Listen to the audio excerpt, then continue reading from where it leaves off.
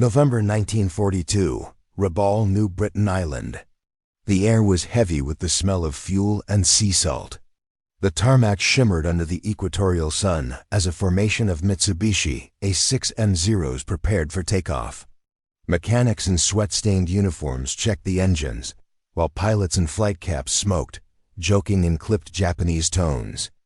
Captain Kenji Tanaka, a decorated ace with 16 confirmed kills, adjusted his gloves and smirked at the American aircraft silhouettes drawn on the operations board. One sketch stood out, a strange twin-boomed fighter the Americans had begun deploying in the Solomons. Tanaka laughed, tapping the image with his pencil. Two tails? Too heavy, too slow. The Americans are building farm machinery, not fighters. His fellow pilots chuckled. To them, the A6M0, light, agile, near mystical in its maneuverability, was the pinnacle of aerial combat. Anything larger, heavier, or more complex was suicide in the sky. But 700 miles to the southeast, the U.S. Army Air Forces were preparing a very different kind of machine, one that wouldn't dance in the air like the Zero, but would tear through it like lightning itself. October 27, 1942. Henderson Field, Guadalcanal.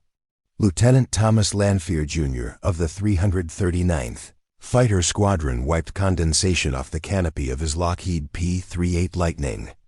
The twin-boom design looked alien even to friendly pilots. Two Allison V-1710 engines, 4 .50 caliber Browning machine guns, and a 20mm cannon housed in the nose. She was big, yes, but she could fly higher, faster, and farther than anything in the Pacific.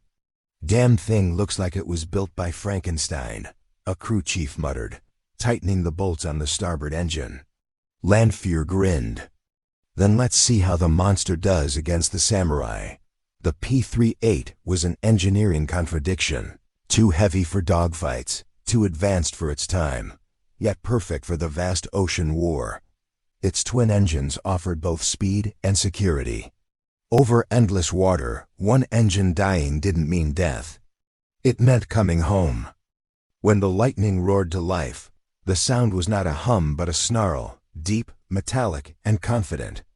That afternoon, as the first squadron of P-38s lifted into the sky, the Japanese pilots below still laughed at the rumors.